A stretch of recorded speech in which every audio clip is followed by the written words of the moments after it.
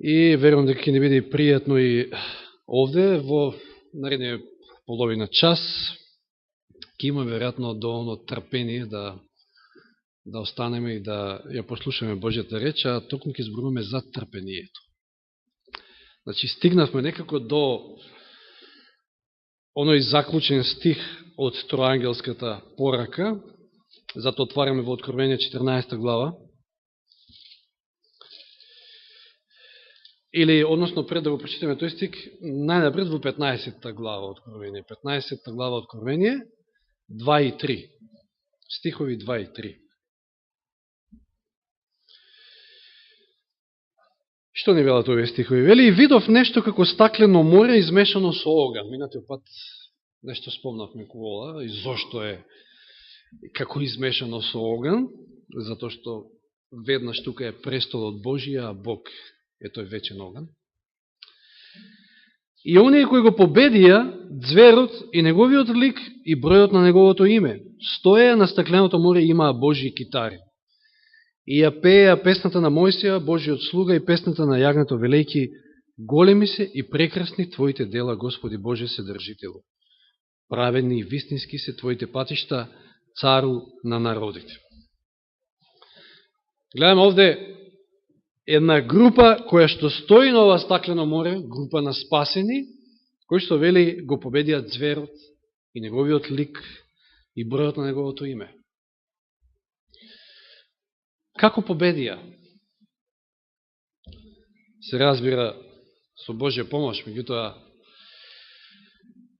оваа група на луѓе имаат една посебна карактеристика, и тоа посебна карактеристика за ова последно време. А тоа е она што ни го кажува стихот во 14 глава, Откровение 12 стих. Како почнува стихот? Тука е трпението на светите или на светиите. Оваа група на луѓе биле трпеливи. За какво трпение станува збор? Знаете, не е ова само за долго трпеливост или она трпение, како што знаеме да кажем, како еден плод на духот, туку трпение во едни посебни услови. Во услови кога Божиот избраниот народ ќе биде прогонет под влијание на овие сили, на зверот, на иконата на зверот. Едно активно трпение. Трпение во смисла да се издржи во едни тешки услови, да се биде цврст, да се биде постојан, да се биде истраен. Во една посебна криза. Еве да отвориме Откровение 13 глава, значи малку наназад, во претходната глава, во 13 глава, да видиме во кој контекст. На две места се спомнува ова, трпение на светите или на светиите. Откровение 13 глава, 10-11 стих. Или еве, јас би читал од 7 стих, иако и подосна малку ќе спомнеме некои дел од овие стихови. И му се даде да завојува против светите. Значи, ова е првиот звер, опис на првиот звер. Му се даде да завојува против светите и да ги победи, и да му се даде власт над секој племе и народ и јазик и народност, и ќе му се поклонат сите кои живеат на земјата, чии имења не се запишани во книгата на животот на јагнето, заклано од создавањето на светот.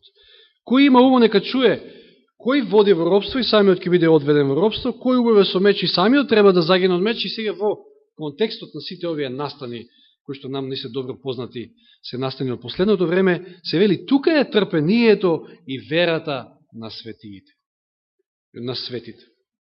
И потоа, во 11 стих, доаѓа описот за вториот звер. Исто и Откровение 14-12 е во тој контекст. Знаеме дека, испомнав, 12 стих е заклучок на третата ангелска вест или севкупно на троангелската вест, откако најнапред е дадено она предупредување дека оној кој што ќе му се поклони над зверот, ќе добие жик над зверот, и врз него ќе биде излеан Божиот гнев, и во контекст на тоа се вели и тука е трпението на светиите, на светите.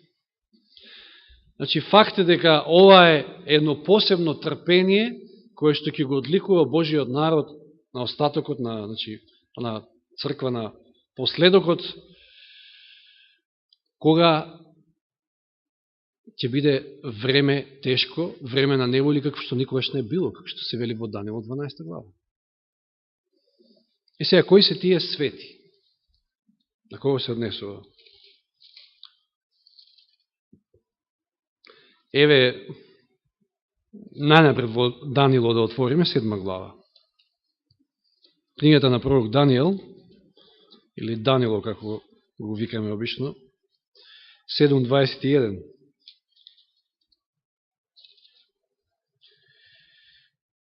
И гледав како овој рок, повторно, станувајќи збор за папството, за првиот звер, војува против светите, та ги надвладуваше. Тоа е еден стих. Откровение 13.7, предходно го прочитавме, но да се подсетиме. 13.7. И му се даде да завојува, повторно првиот звер, против светите и да ги победи. Откровение 17.6, каде што станува збор за она блудница, за паднатиот Вавилон. Значи, Откровение 17.6. И ја видов жената како се опива со крвта на светите и со крвта на Исусовите сведоци. Значи, повторно, ова е во контекст на последните настани и на оние тешки времења. И сега, ако отвориме во Откровение 12.17, оној познат стих, каде што стои запишано и змеот се разгневи на жената и отиде да војува против другите од незиното семе, против оние кои што ги пазат Божите заповеди и го имаат Исусовото сведоштво. Паралелно со овие други стихови ќе сватиме дека всушност светите се црквата, жената, всушност црквата на последокот. Тој е всушност Божиот народ на последокот. Како што тие се гонети, како што тие се во неволја, така еве овде Откровение 12.17 ни кажува, и не само овој стих, на повеќе места знаеме дека змеот војува против Божјата црква на крајот. Значи, тоа се Божиот народ, Божјата црква на последокот, кои што се одликуваат со една посебна карактеристика – трпение. Да се истрпа, самиот Исус вели во Матеј, кој ќе претрпи до крај, кој ќе издржи до крај, ќе биде спасен. Исус запишал една парабола во врска со ова време, со последното време. Па ајде да видиме што можеме да се поучиме од оваа парабола, која што е запишена во Лука 18 глава. Нам многу добро позната. Ајде да се подсетиме. Тука се и оние зборови, кај што Исус вели, кога ќе дојде Синот човечки на земја, дали ќе најде вера. И забележавме дури од Откровение 13 глава, ако забележавте, трпението е поврзано со верата. И не можете да... Тоа е трпение кога чекате на Господа, кога имате навидум некое бавење, забавување, меѓутоа чекате, а не можете да чекате на Господа ако немате вера. Значи, тоа е едно со друго поврзано. Да ја прочитаме ова парабола, овде носи наслов "Упорноста успела". И им кажа парабола како треба секојаш да се молат и да не се обесхрабруваат. 18.1. Значи, од почетокот до 8 стих некаде трае е опфатена ова парабола. Во книгата Христови параболи се вели дека Христос зборува за времето што му претходи на неговото второ доаѓање. Во контекст, ако читаме во претходната 17 глава на Лука, што ни кажува тоа? Кажува дека последното време пред второто Христово доаѓање ќе биде како Ноево време, ќе биде страшно време, вакво, такво. Значи, едноставно, самиот контекст, ако го земете, ќе видите дека параболата е кажана во контекст на последното време. Еве сега да видиме што можеме да научиме за трпението, за упорноста, за издржливоста во едни такви времења кога Божјата црква ќе биде оставена сама на себе, односно без никаква земска поддршка, ништо. Како една вдовица, како што всушност и стои овде и преку оваа парабола е прикажана всушност. Им кажа парабола како треба секојаш да се молат и да не се обесхрабруваат.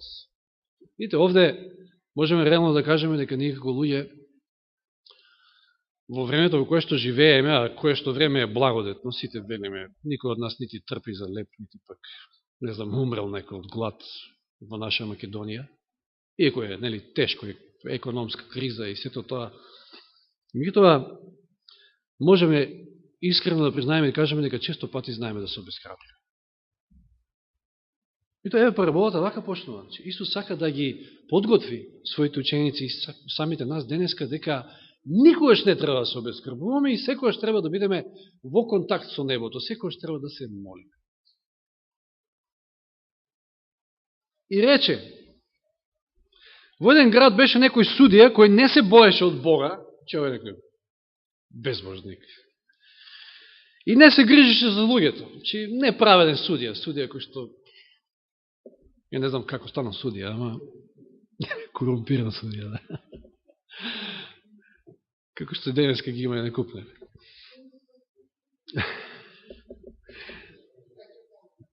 Значи, во еден град беше некој судија кој не се боеше од Бога и не се грижеше за луѓето, а во истиот град имаше една вдовица. Ако читаме во Христови правило, ќе видиме дека оваа вдовица имала голем проблем. И бил одземен имотот, немала никаква подршка, мажот е починат, таа е вдовица, нема син, нема керка, нема никаква подршка. Нема од кого да побера помош, неправилно ни е одземен имотот. Како сега да го реши проблемот? И што прави оваа вдовица? Која доаѓаше, внимавајте, не дојде, него доаѓаше, постојано доаѓаше, постојано, упорна беше. И тропаше, чукаше на вратата од судијата. При него и му се молеше, заштити ме од мојот противник, че оној кој што го одзел имотот. Тој не кеше некое време.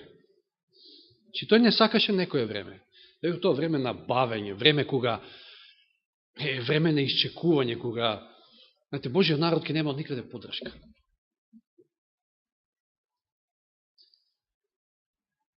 После си рече во себе си, иако не се бојам од Бога, ниту се грижам за луѓето, ќе го дадам правото на оваа вдовица, зашто ми додела. Едноставно досадна е, за да ја откачам. Конечно ќе задоволам незиното право. За да на крај, да не дојде вели да ме нападне. И Господ рече. Видите сега пукате се тоа. Кога ова вдовица го добила тоа, што го добила од еден неправеден судија, тогаш чујте што зборува неправедниот судија, вели Господ. Што кажал неправедниот судија? Еј да повториме. Значи, не икал некој време, меѓутоа после си рекол, иако не се бојам од Бога, ниту се грижам за луѓето, ќе го дадам правото, за да не ми досадува. Можеме ли да му досадиме на нашиот Господ? Но не знам какво време да е. Веле, чујте што кажува неправедниот судија, та Бог ли нема да ги заштити своите избраници, кои викаат кон него дење и ноќе, имајки трпение со нив, овој превод вели, или ревидиран макар и да забави. Вели 7 стих. Макар и да забави. Но, нема ли тој да ги заштити своите избраници? Сега гледате, можеме, затоа и парабола. Која е вдовицата? Која представува вдовицата всушност тука? Тоа се избраните, Божите избраници, тоа е црквата Божја. Во тоа последно време, кога ќе нема никаква подршка земска, во ни тешки времења, кога навистина, ако човек нема трпение, ако човек не е упорен, ако човек не се надева, нема цврста вера, не се надева на Господа, може лесно да падне, да се обескрбри и да падне.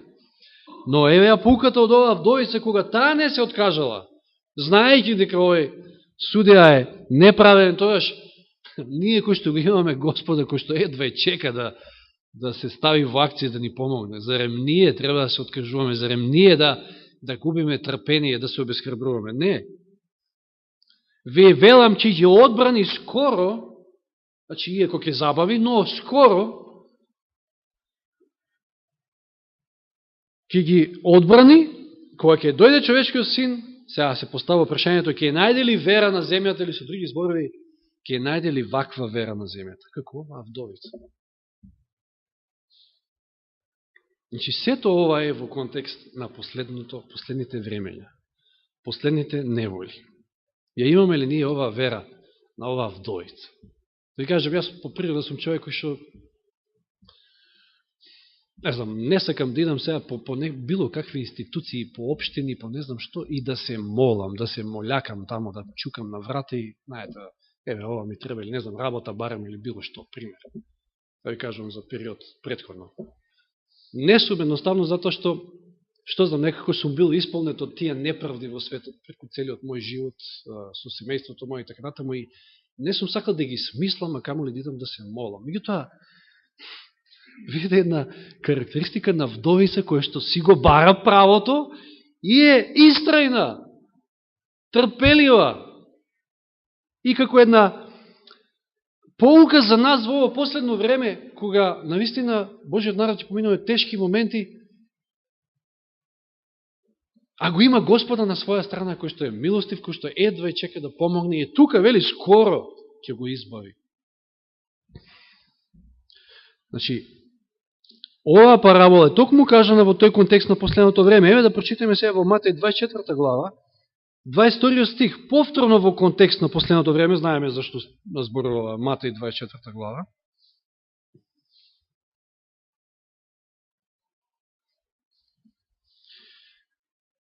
Или претходно вели, молете се вашето бегство да не биде во зима, во сабота, значи бегство кога се спомнува, тоа е станува збор за прогонства.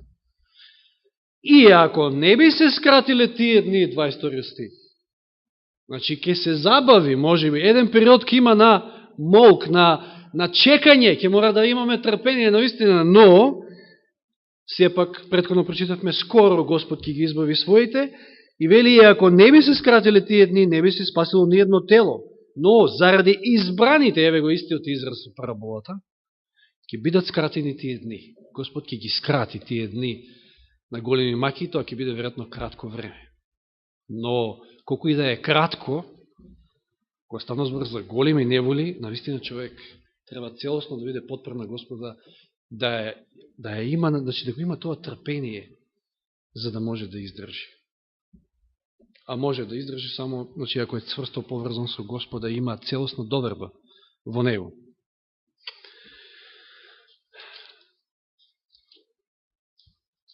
Еве да се посетиме на Јаков, знаете, не списте Елен Вајд, често пати сме сретнале дека тој период се вели, се нарекува период на Јаковови маки. Зошто? Потокму од Јаков и неговото искуство кај потокот Јавор. Што случува со Јаков? Знаете дека треба се сретне со Исав. Испреплашене слуша дека тој иде со 400 борци, а овој без никаква подршка, со жени, со деца, со стока, тоа што заработил, нели?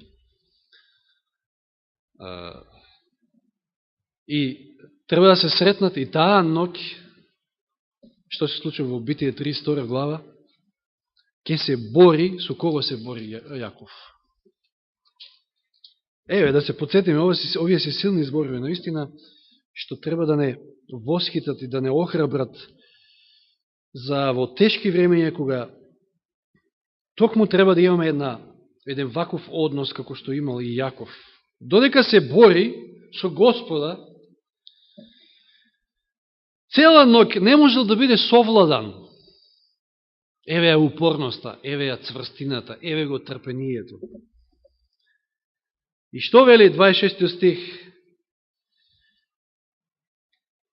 Или како што се вели овде,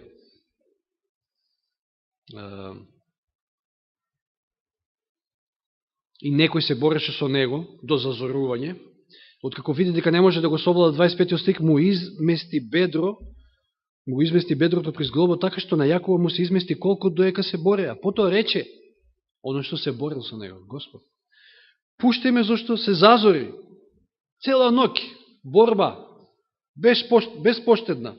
Но што одговара Јаков? Не те пуштам доека не ме благословиш. Ова е вера. Ова е трпење, цела ноќ, борба. Значи, има еден период на бавење, но на крајот Јаков ќе победи и навистина го добил благословот и добил ново име Израел, што значи победник.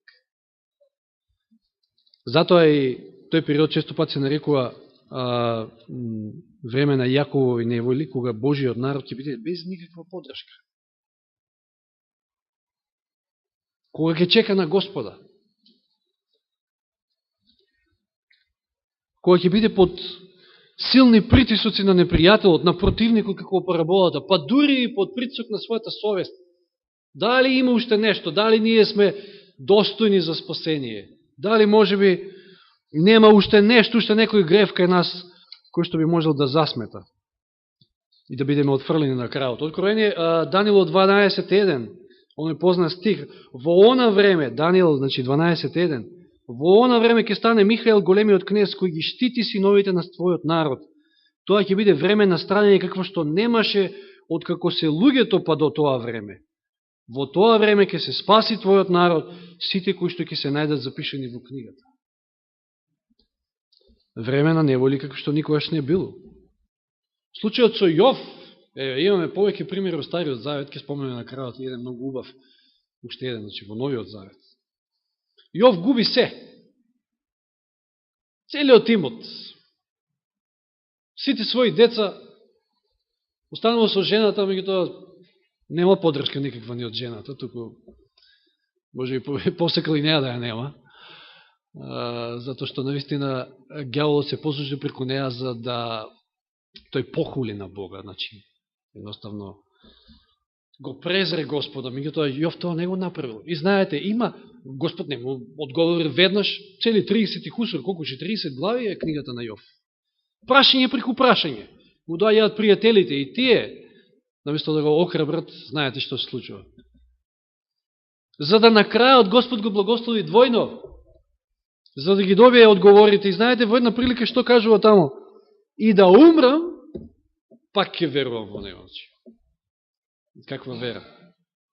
Слично како трите млади момчиња, кога е уште една ситуација кога се наоѓаат во неволја, кога се фрлени во печката, она вжарена печка и односно претходно, пред уште кога Навуходоносор се обидува од нив да ги натера да клекнат, да се поклонат пред неговиот кип, што велат? И да умреме, ние нема да се откажеме од Господ. Тоа е цврстина, тоа е вера, тоа е истрност, тоа е тоа трпение на светите, кое што наистина е потребно и без кое што не можеме да издржиме. Се уште живееме во едно време на благослов, кога наведам како ништо не се случува, иако сите сили се веќе насочени кон, како што и брат Зоран кажуваше за она последно време, за оние последни настани. И сега да отвориме во Матеј 15 глава. Матеј 15 глава. Го имаме случајот тука со она Сирофеничанка или Хананејка овде, вели во Матеј. 15 глава, кај мене под насловот гласи Хананејки на вера. Еве да се подсетиме на овој случај од 21 стих. Матеј 15 глава. И откако излезе оттаму, Исус се повлече во краевите на Тир и Сидон, и ете жена Хананејка излезе од оние краишта и извика кон него велејки: смилувај ми се, Господи, сине Давидов. Мојата керка е лошо обседната од демон. И еве сега оној период на бавење, да кажем. Но, што ја одговори Исус? Не ја одговори ни збор.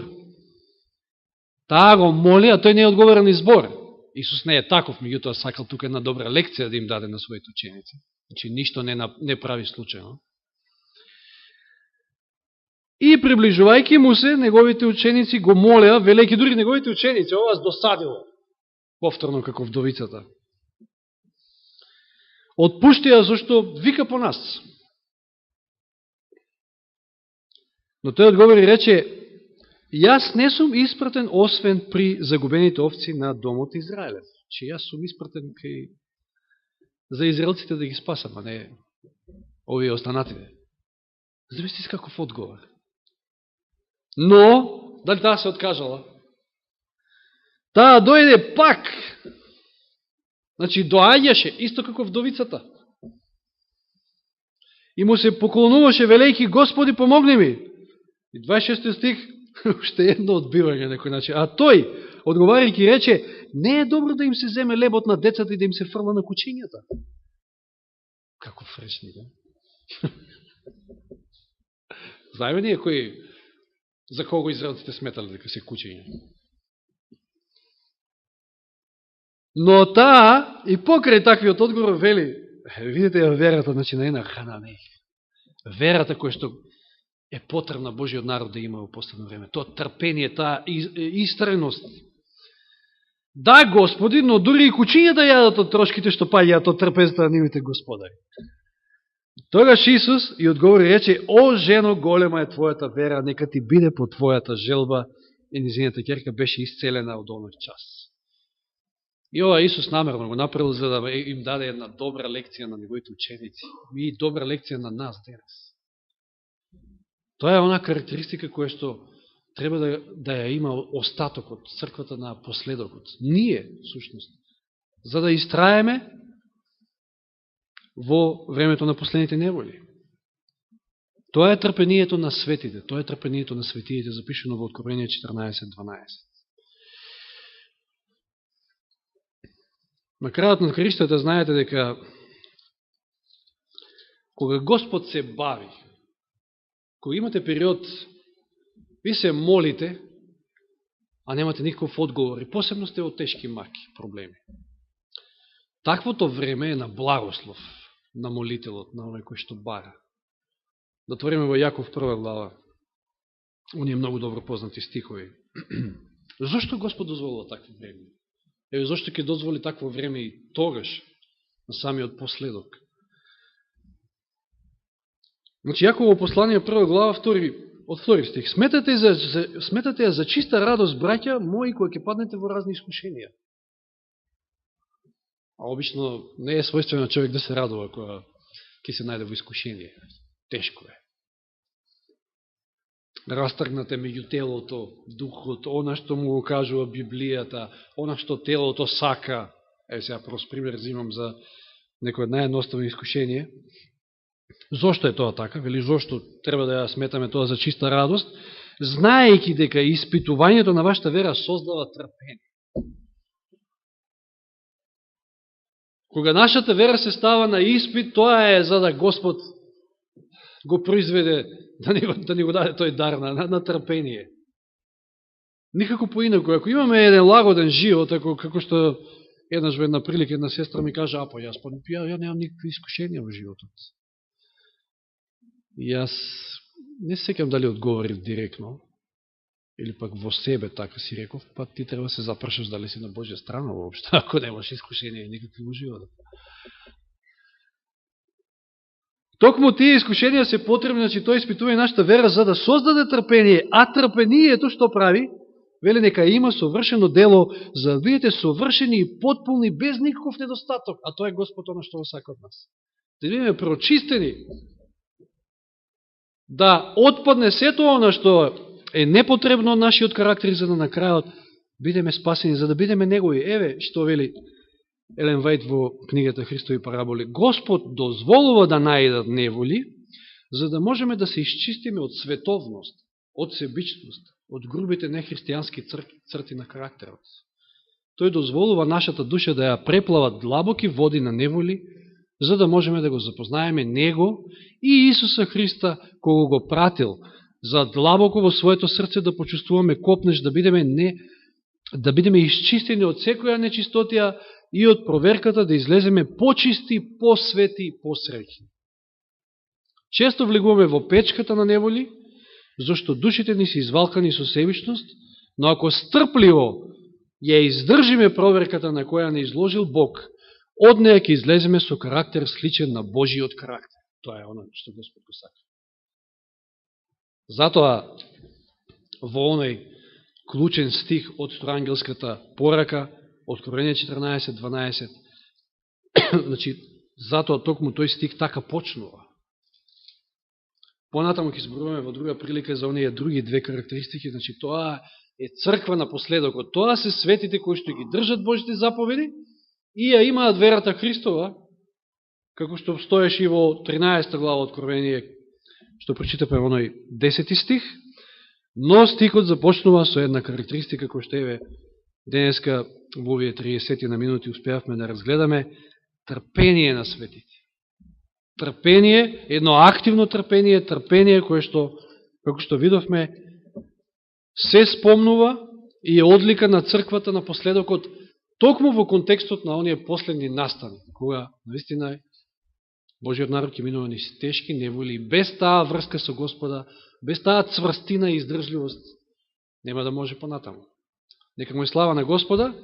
Тука е тој да ни помогне, тука е тој да не избави, иако може би ќе се забави, што нелеве видовме и од параболата, и од повеќе примери. Сепак Господ повеќе од сега сака својата црква, повеќе од сега ги сака своите, затоа и дошол, односно го пратил својот син, за да обезбеди спасение, за да засекуваш својот народ, значи ја го врати назад, ја воспостави таа врска повторно со Отецот. Токму во тој контекст и нешто што сакав да искоментирам во буката, меѓутоа еве сега ми доаѓа.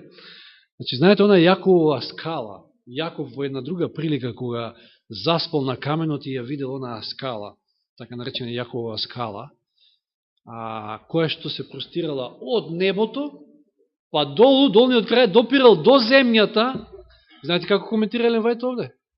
Таа скала е никој друг, туку Исус. Со едниот крај допира до небото, тоа е таа божествена негова природа, со другиот крај до земјата, ама до земјата. И вели, ако за само едно скалело била пократка, таа, значи, скала, тогаш не би било возможно спасението на паднатиот човечки род. Значи, тој морал да биде и Бог, и човек во секој смисла, како и секој од нас. Инаку не би било можно спасението. Бил и Бог, бил и човек, нешто што е наистина тешко да се разбере, меѓутоа ќе учиме ние допрва во сета вечност, да даде Господ да бидеме спасени, да се најдеме таму и да ни даде и трпение, кое што наистина е повеќе од потребно. Нека му е слава на Господ уште еднаш. Амин.